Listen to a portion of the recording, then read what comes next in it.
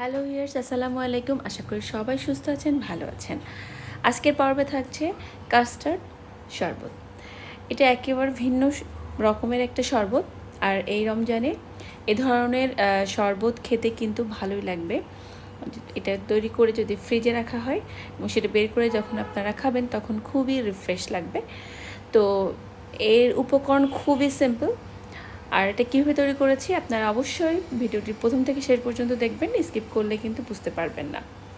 তা চলুন মূল রান্নায় চলে যাই, এটা কীভাবে করেছি দেখে নিই। তো আমি প্রথমেই 2 চামচ কাস্টার্ড পাউডার নিয়েছি এখানে। আর এখানে কিন্তু আমি নিয়েছি ঠান্ডা দুধ নিয়েছি। এটা নিয়ে আমি খুব ভালোভাবে কাস্টার্ড এই পাউডারটা গুলে নিব, যাতে করে এর মধ্যে কোনো দলা বেঁধে না থাকে। এভাবে সুন্দর করে আমি এখানে এটা মিশিয়ে নিব।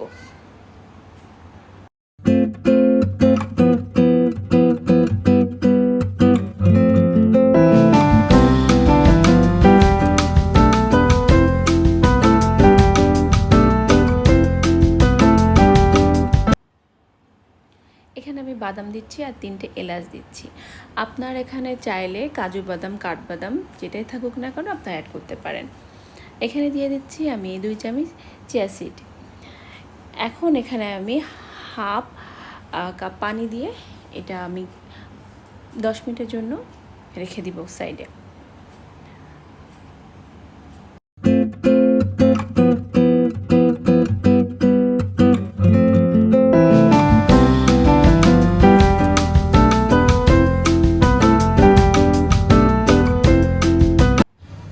আমি জেলো তৈরি করে নিব। আর এখানে আমি একটা প্যান বসিয়ে নিয়েছি, আর প্যানে আমি 2 কাপ পানি দিয়ে নিচ্ছি। আর চুলার আঁচ অবশ্যই মিডিয়ামে থাকবে। এখন আমি এখানে 1 প্যাকেট জেলো পাউডার দিয়ে দিচ্ছি। এখানে আমি অরেঞ্জ ফ্লেভারটা নিয়েছি, আপনাদের ইচ্ছা মতো যে কোনো ফ্লেভার আপনারা ইউজ করতে পারেন। এখন এটা দিয়ে আমি খুব ভালোভাবে নেড়ে নিব। আর এটা দিয়ে খুব বেশিক্ষণ জাল দেওয়ার কোনো দরকার নেই।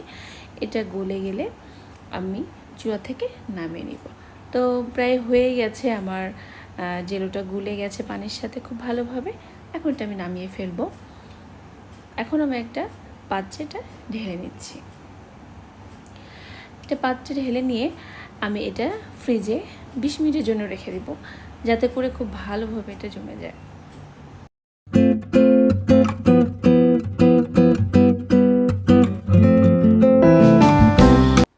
আমি প্যানে দুধ দিয়েছি এখানে হাফ লিটার, আর দিয়ে দিচ্ছি 3 চামচ চিনি।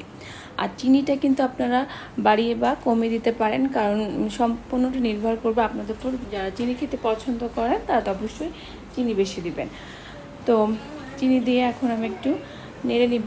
এরপর দিয়ে দিব আমি কাস্টার্ড যে পাউডারটা গুলে রেখেছিলাম, এটা এক হাতে দিব, আর এক হাতে আমি খুব ভালোভাবে নাড়তে থাকবো, যাতে করে কোনো লাম্পস না থেকে যায়।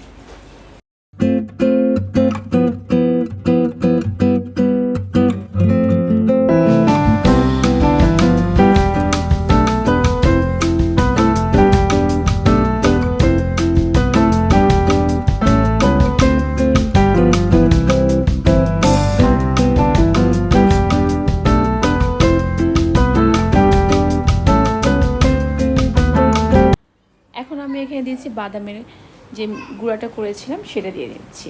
এটা দিয়ে খুব ভালোভাবে আমি নেড়ে দিব, যাতে করে কোনো রকমভাবে কোনো লাম্পস না থাকে। আর যেহেতু এটা শরবত হবে, সেজন্য এটা কিন্তু খুব বেশি ঘন করা যাবে না। জাস্ট আপনারা তো বুঝতেই পারবেন যে এর মানে শরবতের ঘনত্বটা কেমন হয়। তো আমি একটু জাল দিব, কারণ আমার আরেকটু মনে হচ্ছে যে ঘন দরকার। তো সে পর্যন্ত অপেক্ষা করব।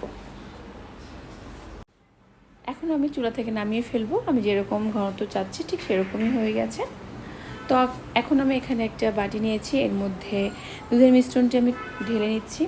আর এক এক করে আমার বাকি উপকরণগুলো এখানে দিয়ে দিচ্ছি।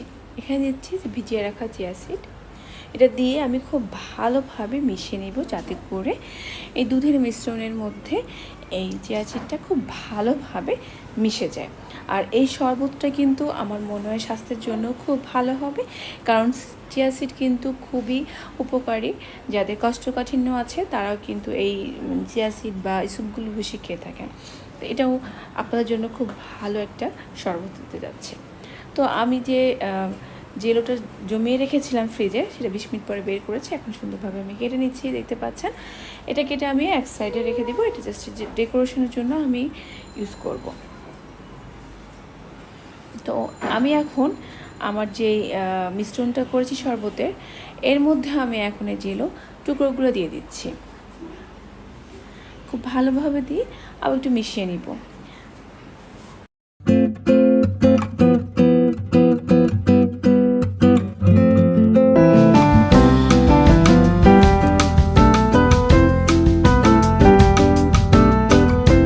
পরিবেশনের পালা। তো এখন আমি গ্লাসের মধ্যে কয়েক টুকরো বরফ কুচি দিয়ে দিচ্ছি, দিয়ে আমি যে শরবতের যে মিশ্রণটা তৈরি করেছি সেটা দিয়ে দিব।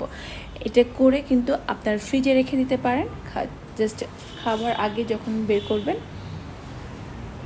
তখন কিন্তু এটা খেতে আরও ভালো লাগবে। শরবত সবসময় একটু ঠান্ডা ঠান্ডাই ভালো লাগে, আর এটা গরমের জন্য একেবারে পারফেক্ট।